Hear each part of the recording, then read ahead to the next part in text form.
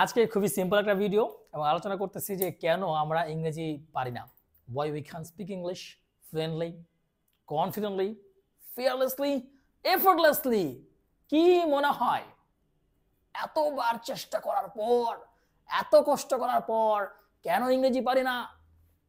ইংরেজি ভোকাবুলারি শিখেছি ভাই, তাও পারি না। অনেক টিচারের কাছে পড়ছি, তাও পারি না। অনেক কোচিং, অনলাইন ক্লাস, অনেক কোর্স, পারি না।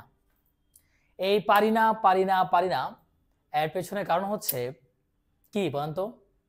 Lack of practice. Yes, you can speak English only because lack of practice. আপনি প্র্যাকটিস করেন না, আপনি লেজি, আপনাকে দিয়ে হবে না, কারণ আপনি প্র্যাকটিস করেন না। এর জন্য আপনাকে দিয়ে হবে না। আপনি যত অজুহাত দেখান, ডান হাত বাম হাত অজুহাত যাই দেখান না কেন, আপনি পারবেন না। কারণ আপনার ভেতরে ইংরেজি শেখার মতো মনোবল নেই। মনোবল মরে গেছে। চারদিকে দেখছেন, বন্ধুদের দেখছেন, তাদের দেখে আপনি হিংসা করছেন এবং শিখতে চাচ্ছেন, কিন্তু যখনই শিখতে যাচ্ছেন 1 2 3 4 দিন পর আর মনোবল থাকে না। না ভাই, ইংরেজি না শিখলে কি হবে? আমাদের মাতৃভাষা তো বাংলা, আমরা ভাষার জন্য প্রাণ দিয়েছি। এই ধরনের কথা বলে আপনারা বেঁচে যেতে চান, কিন্তু যখনই চাকরিতে, ভাইভাতে, প্রেজেন্টেশনে, কোনো পাবলিক স্পিকিংয়ে, ডিবেটিংয়ে কথা বলতে দেওয়া হয়, তখন আপনি কাচুমুচু হয়ে যান।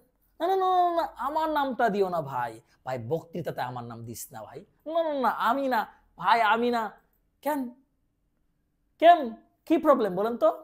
কারণ হচ্ছে আপনি ভয় পান, কথা বলতে ভয় পান, দাঁড়াতে ভয় পান, শরীর কাঁপে, তুতলামি আসে না, স্ট্যামারিং আসে না, কারণ আপনার ভেতরে সেই মনোবলটা নাই। দ্যাটস ওয়াই আপনার এই ধরনের হার্ডশিপ, এই ধরনের হার্ড ওয়ার্কিং করার মতো মন মানসিকতা না থাকলে ইংরেজি শিখেন না ভাই, শেখার প্রয়োজন নাই। আপনি মধ্যপ্রাচ্যে যাবেন, দেখবেন যে মধ্যপ্রাচ্যের বাঙালিরা তারা বেতন কেন কম পায়? নাম্বার 1 প্রবলেম হচ্ছে ল্যাঙ্গুয়েজ ব্যারিয়ার। তারা আরবিক জানে না, মানে আরবি জানে না, তার জন্য। অন্য দেশে যান, ইংলিশ জানে না, তার জন্য।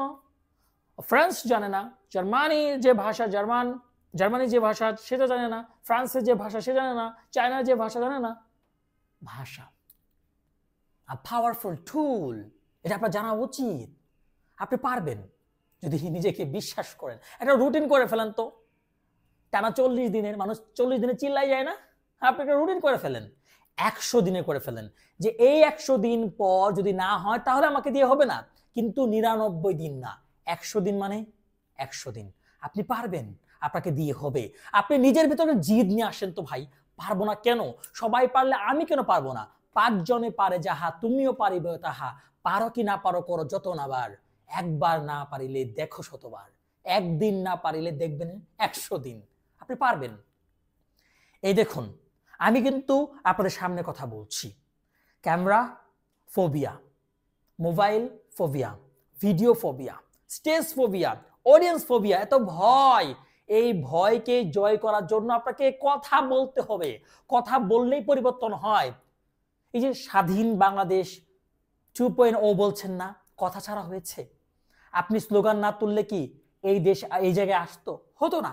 সো কথা বলুন, speak up, speak loudly, confidently, fearlessly, effortlessly, smartly. সুন্দর করে কথা বলুন, কথা বলার চেষ্টা করুন। বারবার ভাঙুন নিজেকে, গড়ুন নিজেকে। ব্যর্থ হবেন, রুখে দাঁড়াবেন, ঘুরে দাঁড়াবেন। আপনি শুধুমাত্র আপনার প্রিয় একজন মানুষ। এছাড়া মনে রাখবেন যে আপনার ব্যর্থতার দায়ী কেউ নেবে না।